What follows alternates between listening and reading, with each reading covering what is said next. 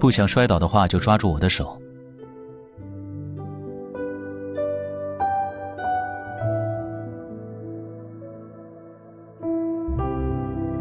我也不是每次都这么好说话。保证女王陛下安全的最好方式，是老老实实待在王宫里，别乱跑。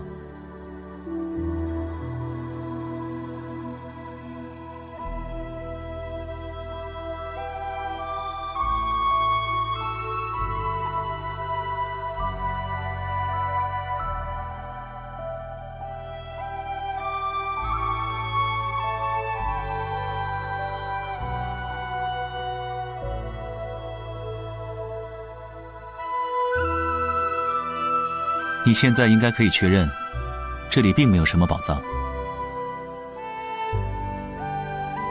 为了增加故事的吸引力，讲故事的人夸大其词。这种事情在光启城随处可见，尤其是那些吟游诗人。确实不太感兴趣。只是某人说，想要快速了解人类，就得融入人类的日常活动。听故事是这些日常活动里最简单的一种，至少不需要说话，坐在远处听就可以了。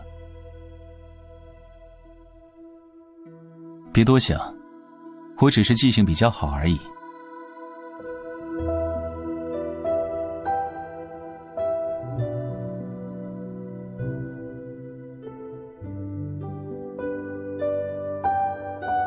只怕有人会认为，这是贵族们想独占宝藏的又一个诡计。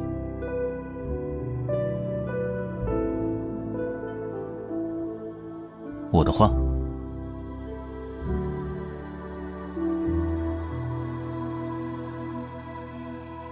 你就不怕他们又添油加醋，最后成了女王拔出石中剑，斩杀岛上恶龙，夺走了龙的宝藏？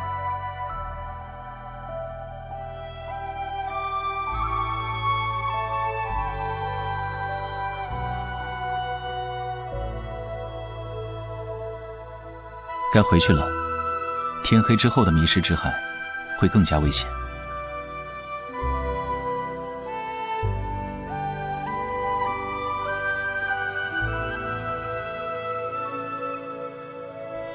这应该就是他们看到的金币。